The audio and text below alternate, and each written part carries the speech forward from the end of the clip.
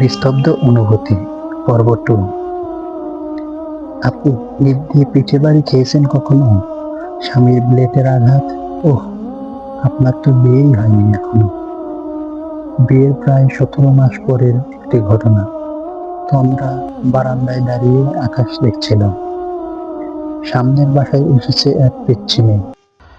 সেই মেয়ে সারাদিন বারান্দায় বসে তন্দ্রাকে ডাকত। তন্দ্রা মাঝে মধ্যে বারান্দায় দাঁড়িয়ে মেয়ের সাথে জেলে দিত খেজুরের আলাপ। এমন একদিন বৃষ্টির বিকেলে তন্দ্রা মেয়েটার সাথে কথা বলছিল, সাথে বারান্দার লাগানো টবে পানি দিচ্ছিল। শাশুড়ি মা নতুন মরিচ গাছ এনেছে, সেগুলো লাগাচ্ছে। আলগোছে ওড়না বেঁধেছিল, ঢিলে গেছে হাতে মাটি, তাই সে ওড়না ঠিক করতে পারেনি। বারান্দায় আর কেউ ছিল না, শুধু সামনের ফ্ল্যাটে খুশি।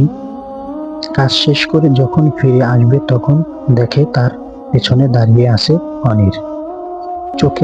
চোখে মুখে রাগের অভিব্যক্তি ফুটে উঠেছে। তন্দ্রা তাকিয়ে মুচকি হাসতেই হাত টান দিয়ে ঘুরে নিয়ে এলো। বারান্দা থেকে একটা আস্ত ইট এনে আঘাত করলো তন্দ্রার পিঠে।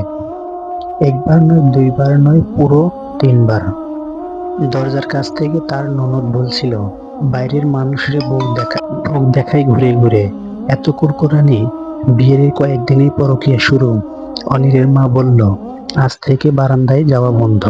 তাই তো বলি, টুসির লগে এত কিসের খাতির? আরে সব তো ওর মামার সাথে ফষ্টি নষ্টি করার ধান্দা। কেউ এগিয়ে এসে ধরল না। তন্দ্রা কাটা মুরগির মতো বারবার মুখ দিয়ে শব্দ করে জ্ঞান হারায়। যখন জ্ঞান ফিরে আসে তখন নিজেকে বিছানায় আবিষ্কার করে। পেছনের দিকে তার ফুলেছে অনেকটা, হয়তো হাড় ভেঙে গেছে।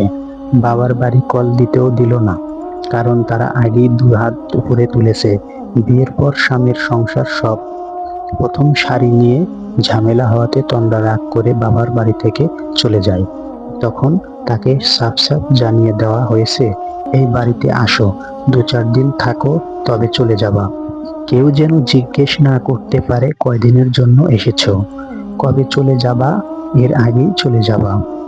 স্বামীর অধিকার আছে বউকে শাসন করার, আর একটু আদর মার ওসব ব্যাপার না। সকাল সকাল ঘুম থেকে উঠতেই শাশুড়ি আদেশ দিলেন যেন তার মেয়ের রুম জলদি গোছানো হয়ে যায়, কারণ তার 7 মাস পোয়াতি মেয়ে আসবে আজ। তার সেবা যত্নে যেন কোনো ত্রুটি না থাকে।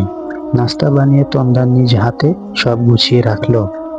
দুপুরে রান্না করে আজ 8 বাজিয়েই নিচে খেতে বসেছে। হোক 2-1 দিন অনিময়।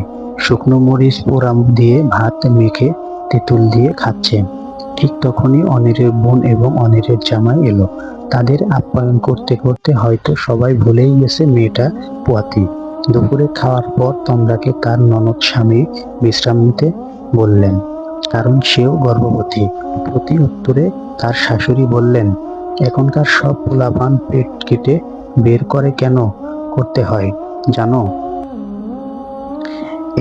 এই সময় সারাদিন শুয়ে বসে কাটাই বলে, যদি একটু খেটে-খুটো খায় তাহলে ব্যায়াম হয় আর বাচ্চাও সুস্থ থাকে। মা, আপনার মেয়েও তো এক সময় পার করেছে, আপনি তো তাকে আজ হাতে তুলে খাওয়াই দিলেন। এই যে বিদ্যুৎ নেই, বাতাস করতেছেন, আর আপনি ভাবিকে বলছেন এই গরমে রান্নাঘরে কাজ করতে। বিষয়টা আপনি বলুন। মেয়ে আর আমার কয় মাস পর আজ আসছে, এই সময় একটু সেবা যত্ন না করলে চলবে? তোমার বাড়িতে কি বসে খাইনি? নিশ্চয়ই না। নিজের কাজ নিজেই করে এখানে তো একটু আরাম করবেই। মুচকি হেসে 2 পায়ে মাথা দোলায় আফসানার স্বামী শিশির। এরপর বলল, আপনার মেয়েকে তার পার্সোনাল ডক্টর বেড রেস্ট দিয়েছে।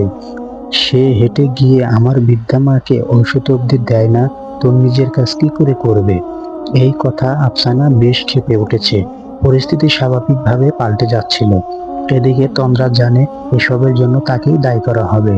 হলো তাই। অনির বাড়ি আসতে না আসতেই তার কাছে বিচার চলে গেল। গমগমে চোখের অনির তন্দ্রায় দিকে তাকিয়ে বলল, ভেতরে যাও। ও মা, কি কথা! আফসানা একটু কাবাব খেতে চেয়েছে, তার তোর বইয়ের হাতের। একটুকু বুঝি এই জন্য কথা শেষ করার পূর্বে অনির তন্দ্রাকে রান্নাঘরে চলে যেতে বলে। পুরো সময় নীরব দর্শকের মতো চেয়েছিল শিশির।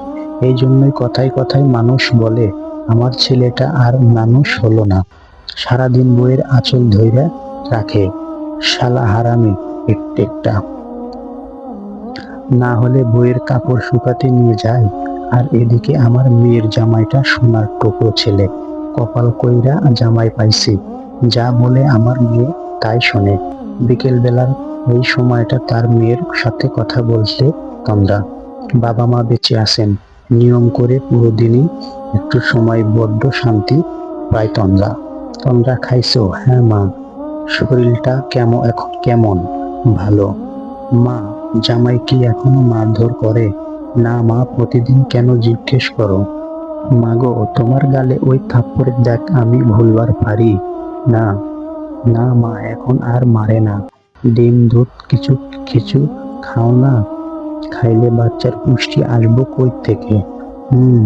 আমারও ইচ্ছা হয় তোমাদের আমার কাছে এনে রাখি, কিন্তু তোমার ছোট ভাবির 8 মাস চলে, তারে নিয়েই পারি না। সারাদিন পিস পিস ঘুরি, সে তার বাপের বাড়িও যাবে না। তার তো আবার মাও নাই, মায়ের আদর আমার কাছ থেকেই পোষাই নাই। তোমারে আনলে বাবার তার ভাগের সময় কম পড়বে, সেই জন্যে কান্নাকাটি করবে। এখন শেষ সময় কি আর এসব করা যায়? তার চেয়ে আল্লাহ ভালোই কিছু দিলে তারপর তোমারে আনবো, তখন সে তার বাচ্চা নিয়ে ব্যস্ত থাকবো। সমস্যা নেই মা, আমি এখানেই ঠিক আছি। আর তাছাড়া এই সময় আমাকে এই বাড়ি থেকে ছাড়বে না তোমার মনে হয়? শোনো মা, শ্বশুর ঘরে বউ মানুষ গাছের মতন, শিকড় দিয়ে গাছ যেমন মাটিকে আটকে রাখে, তেমন করে মাটি কামড়ে থাকতেই হয়। ধৈর্য ধরো, সব ঠিক হবে। মায়ের শেষ কথাটা তন্দ্রার কানে বাজছে। কথা শেষ করে ফোন রেখে সে জানালার ধারে দাঁড়িয়ে এফএফ ডান হাতে বৃষ্টির পানি স্পর্শ করে, গুনগুনিয়ে গান গায়, হুমায়ুন আহমেদের গান। ঘর খুলিয়া বাহির হইয়া জ্যোৎস্না ধরতে চায়, হাত ভর্তি চাঁদের আলো ধরতে গেলে না, হাত ইশারায় ডাকতে, কিন্তু মুখে বলে না। আমার কাছে আইলে বন্ধু আমার পাইবা না? আপন মনে হেসে উঠে তন্দ্রা বলল, আর এই শ্বশুর ঘরের মাটি যদি 2 ভাগ হয়ে যায়, তখন শিকড় কোথায় ফেলবো মাগো?